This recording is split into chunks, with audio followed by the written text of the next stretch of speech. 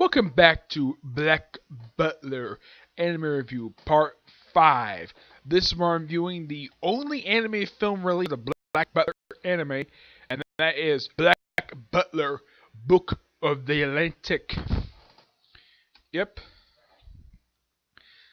This one, believe it or not, now, unlike other anime films I watch, this one is actually an adaptation of an arc from the manga.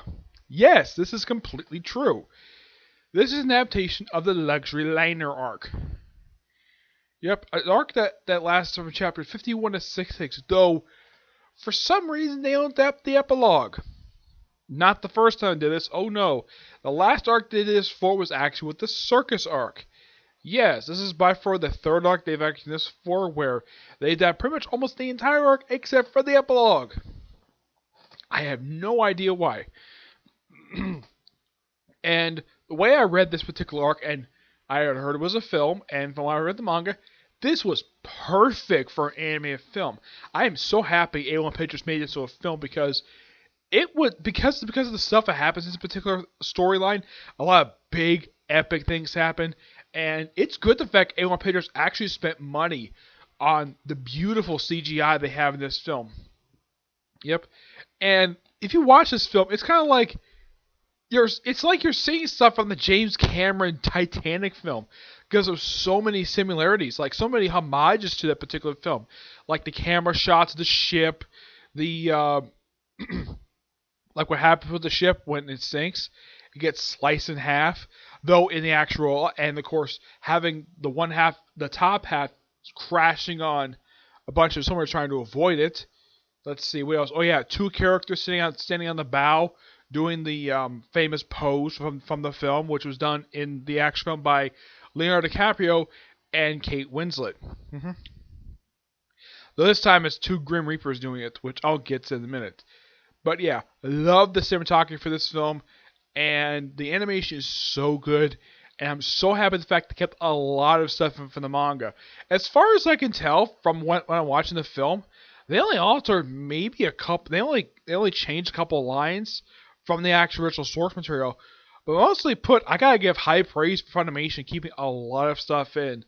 Now, I should point out though, this particular film is the anime debut of Elizabeth's family, her parents and her brother, because in the manga, her mother appeared back in chapter 14, a chapter that was skipped over for some reason.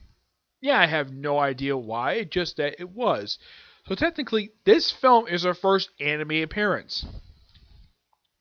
And I gotta point this out, I'm so glad Funimation did not make this so creepy, like, kind of oddish, because from our perspective, this looks very creepy. Now, in the manga, Cecile refers to Elizabeth's mother's Aunt Frances. Basically, Cecile is Frances Milford's nephew, and he's engaged to Elizabeth. Now, from our perspective, that's kind of gross to see. Cousins getting engaged. It's kind of gross and kind of uncomfortable for people.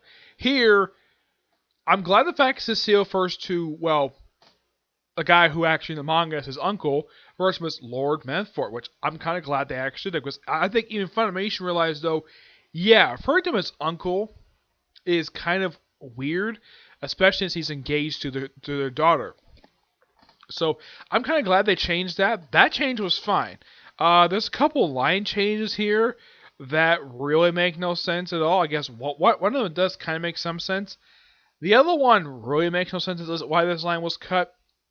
I'll get to that in a minute. So the story of this film is that Cecile was investigating this group of people known as the Phoenix Group, and there's hints of them involved with resurrections. Yeah, and as for who's mastermind behind this particular plot, it is somebody we did not expect, but we actually learn more about this particular character throughout this film. Yeah, I'll reveal who he is soon. So, Cecile was actually originally invited to come on this cruise by Elizabeth to spend time with her. That's okay. And I appreciate the fact they show flashbacks, but I'm glad they kept the flashbacks in here from the manga, because I was so happy they kept these flashbacks, because these flashbacks were important to the story, and high praise to A1 Pictures for keeping these flashbacks in. And from what I can tell, visually, There is no change at all. There's no alterations, no cuts, no alterations. At least they kind of do a better job adapting a source material than what the Studio Parrot does with Tokyo Ghoul, where they cut stuff out a lot of the time. Sometimes it makes sense. A lot of time it really doesn't make much sense. Yeah, and this is the same studio who does Fairy Tail, and who did the first season of Ace Attorney. Yep. And they show now in the manga, they actually do start off with the whole thing of Elizabeth asking Cecile to come with her on this cruise. In the film, they do kind of change it to a flashback, which that's fine. I don't have a problem with that because the film was called Black. Now, I'm kind of glad the fact I kept this in, but they kind of changed the order of this particular scene as a flashback, which is fine. I've got a personal problem with it. So, and they briefly show in the film the three servants, Main Ren, the maid, Finian, the gardener, and the cook. They're seen briefly at the beginning, and then they're never seen again. In case you're wondering, yes, this is exactly the same like in the manga. These three do not play a role in this arc. They're there for a quick cameo, and that's it. They show up one of the Grand Prix in here. I think his name is Robert.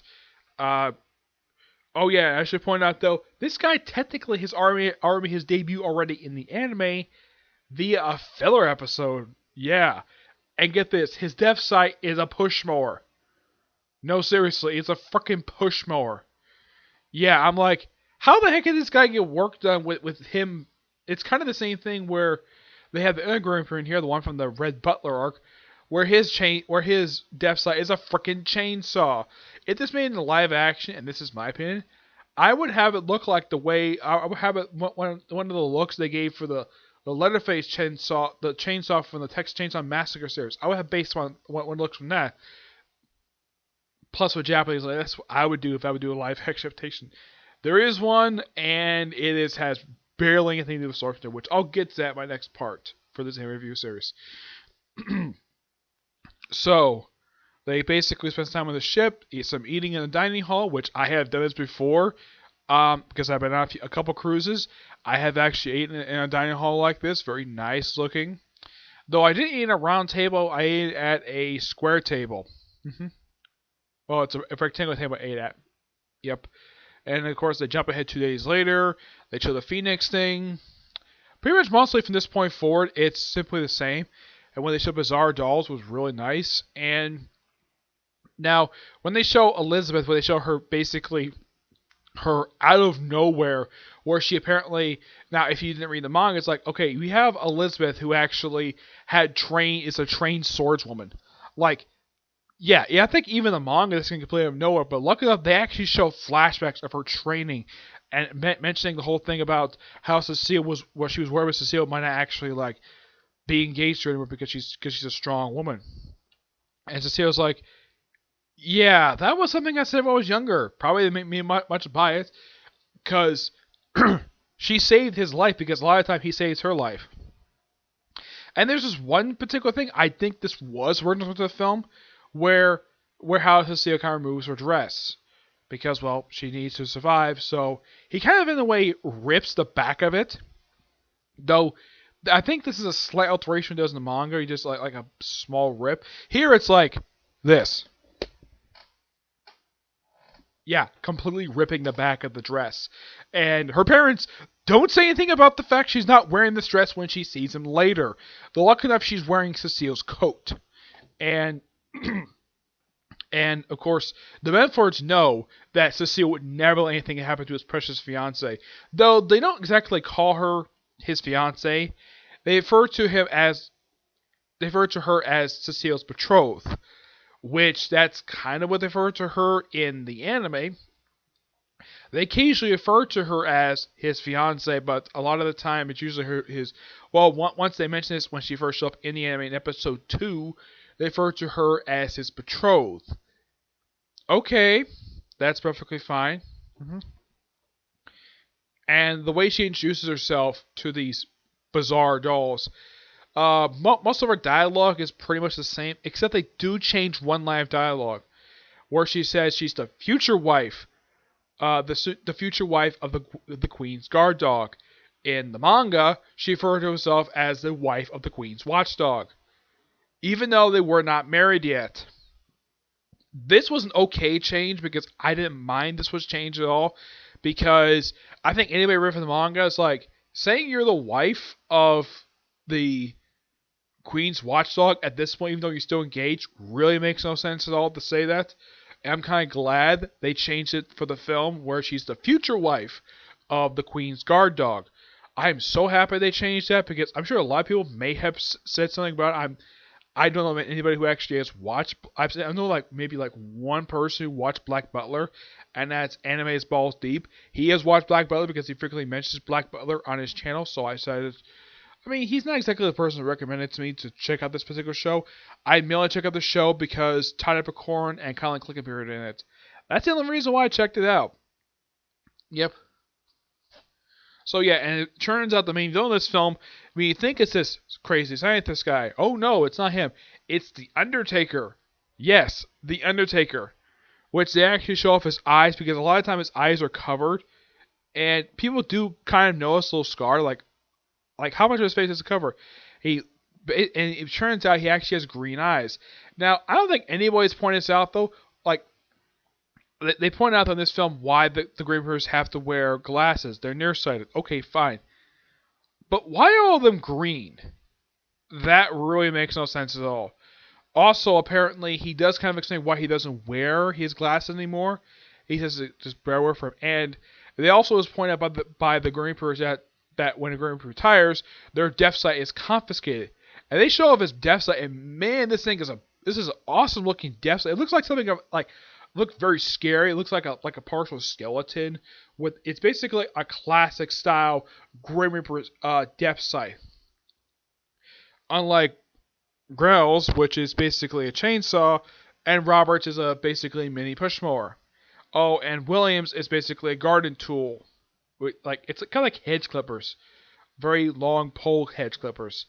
And of course, William T. Spears does show up in the film at the end, which is pretty much what he does in the manga. I mean, does pretty much the same thing. Just fishes the two Grim Reapers out of the ocean after the ship sinks. Oh, and by the way, in the film, when the ship gets sliced in half, that is done by the Undertaker, just like in the manga. That's actually not a change. It actually did happen in the manga. Which, you at least gotta praise the film for actually keeping that in. But yeah. This is overall a really fantastic film. I'm kind of sad they didn't. I'm kind of disappointed they depth the epilogue, which introduces this character who's a tailor, and there's this funny scene where she's trying to measure him with a shirt on. Of course, Sebastian is covering up his mark that he got when he was captain of the cult. Yeah, they also include some of his flashbacks in this particular arc, like how he first met Sebastian. Like what happened to the cult, they included that. I read online, those flashbacks were actually not from this particular arc, that's from a later arc. And the reason why they're included in this film, that was actually at the writer's request that these flashbacks for Cecile, that they were included in this particular film. The Elizabeth flashbacks, they were actually in the manga, so that basically made sense to put that there. In the case of the Cecile flashbacks, even though they were not there in the manga, I'm happy they're here. But they're from a later arc. They're actually from the most recent arc of the series. And like I said, this actually was put up there by the writer's request. And those who are curious though, when did this film come out? Last year, in January. And then I read online, not long after this film was released, Funimation got the license to dub the film. Because why not? I would have thought they would have had the dub. They would have licensed dub right away because it's part of the Black Butler franchise. I would have thought they had a license anyways. So maybe the license that didn't. Maybe their license the anime didn't license the film. Yeah. But once the film came out, it had been a good 2.5 years since the last season ended. Well, since the 2-part OVA was released. Excuse me, yeah. And this officially was the last thing, as far as I can tell, released for the Black Butler franchise, well, anime-wise. Even though there's still 3 arcs left to adapt, I'd say at least 2 of them are good enough to be adapted into a full season. I'd say the 2 arcs come right after the Luxury Island arc would be good to adapt for an anime. But here's what I would do first. Yeah, this is a separate portion of this video, where Okay, fantastic film overall. I'm gonna give the film roughly a 10 out of 10. Fantastic film. Yeah, probably by far one of the best anime films I've actually seen. It's actually adapted from a manga. Unlike other films, which are original stories, a lot of the time, this one is canon because it's adapted from the manga. Yep. Now the three arcs that come right after this particular arc in the manga, their first one is the public school arc, where this particular arc, Cecile is sent to a public school, basically a college, even though he's 13, maybe because he's a genius, I'm not sure. And he's sent there undercover by the queen, and Sebastian is undercover also as one of his teachers. Okay, that makes sense. And they're investigating some corruption in school, and they do find the corruption. Of course, there's also a cricket game that happens in the particular arc. Yeah, it's British, so I'm not surprised it's a cricket game. Which, of course, the team that the CEO plays, he actually does play in this game. He actually wins. And, of course, a lot of the ladies show up their bare legs to distract the enemy team. And they're all kicked out of the stadium for showing off their bare legs. I'm like, seriously? If this happened in, like, recent memory, like, if this happened in modern day, would women basically show off their bare legs in any kind of game? That wouldn't be, the women would not be kicked out of the stadium for doing that. The security would do nothing because there's nothing wrong with this at all. Yeah, the next one that came right after was the Emerald Witch arc, which they just a new character, this particular, two new characters. One, of course, is a girl who's actually about 2 years younger than Cecile, and she apparently cannot walk at all, and she apparently is a witch per se, but they reveal she's actually not a witch. She got her special abilities via being experimented upon for mustard gas. Yes, seriously, mustard gas. Yep. So, yeah, apparently she got some special healing abilities. And they explain in the manga that the reason why she can't walk is she basically has her feet tied a particular way, so she cannot walk at all. So the only way this woman can get around is being carried. Yes. Also, one point during this particular arc, Cecile gets very ill. Apparently, doesn't recognize Sebastian as his own butler. So he basically cradles to Finian, his gardener, the one who's got super strength, who can easily kill him with his own, just by squeezing his shoulder. Yeah. Though the arc does kind of end with a very hilarious fashion, of course, the Emerald Witch meeting the Queen, and of course there's a very funny situation with her on top of Cecile by complete accident, and Elizabeth just saw him completely out of nowhere, of course, her going nuts, and she's about to attack. I think she's not about to attack Cecile. I think she's about to attack the Emerald Witch, and of course Sebastian stops her, explains everything. Of course, she's basically scolding Cecile for having Sebastian do all the work while he just does much of anything. It's an overall really good arc. The last arc, this is a very bizarre one. Yeah. Yeah, the first part of this arc, Elizabeth gets brainwashed by this music hall, and she spends a lot of time there. She's taken held captive. Sebastian rescues her, taken to the manor. She escaped for some reason. Like somehow she escapes, even though she was in a locked room. Yeah, and eventually, like at chapter 129, they do something. The writing is something really bizarre. If you read the manga at this point, you read this manga since chapter 1, and you get this one like, really? You're pulling this out of nowhere? Cecile apparently has a twin brother, also named Cecile Phantom Hive, and apparently this guy claimed to be the true heir of Phantom Hive. Yeah, it's later revealed by the Undertaker himself that this guy is actually a bizarre doll, but a more successful one, because apparently he's able to move around perfectly fine. Despite the fact the bizarre dolls in Legendary Arc were freaking zombies, and they were biting people. Yeah, seriously. And of course, and despite the fact this fake Cecile, apparently his mouth, it's kind of like Purple Man, apparently affects everybody. And apparently they arrest Cecile on false evidence. I'm like, dude, Commissioner, I get the fact you have a grudge against Cecile, the actual one, but for the love of God, do actually your damn do some actual investigation. Don't just believe this other Cecile who just comes completely out of nowhere. No one has seen this guy before at all. The only people who actually knew about this particular Cecile was Tonka. He was the only one who knew about this character at all. And good thing that Sebastian and the other hired help were actually unaffected by him because they were hired after Cecile died. Yeah, this Cecile was killed by being sacrificed, being stabbed in the chest. And of course, Cecile, the one who had been following since chapter 1, he also, at one point in the most recent chapter, he was going to visit his own company, which he kind of knew the fact that the fake Cecile would not affect this particular company because the actual Cecile had built this company from the ground up himself, and he basically hired all the workers himself. Yep. It's a particularly very weird arc. And it's called the Blue Cult arc, and this arc has been going on now for a little over 3 years. Mm-hmm. Yeah, and the recent chapter I think came out just a few weeks ago. Mm-hmm. But yeah, excuse me. Now I just say with manga, the 2 arcs that come right after this particular film are really good. The current arc is just very bizarre, head scratching. Like I said, characters act to completely have character for really no reason at all. It's just an okay arc.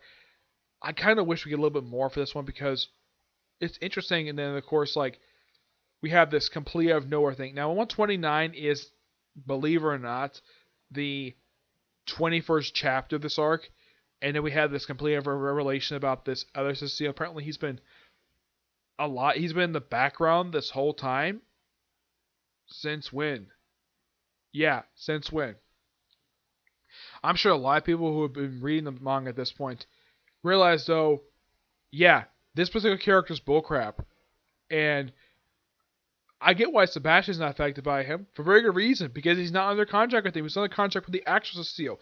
This other Cecile Phantom Hive, they barely have explained him. Apparently he was also ill at one point. Yeah, it's particularly very weird. Mm-hmm. Yeah, not much else to say when it comes to these particular arcs. So, that's it for this particular video. Stay tuned for my review of Fairy Tail. And that'll be my last video for tonight. I know tomorrow's Christmas Day. And as for videos wise, I might be able to do 2, probably later on tomorrow night. Of course, those 2 videos will be the final episode of Tokuguri and the next episode, Black Clover. Mm-hmm. Yep. Now, as far as I can tell right now, aside from waiting the next chapter of the manga to come out, the only thing left to go for the Black Butler franchise is just a live-action film. And that will be next, okay? Well, next thing to watch for this franchise. But I'll probably watch it maybe at some point soon in the future. Well, I'm not going to watch right now, okay? But I'll see you next video. Bye.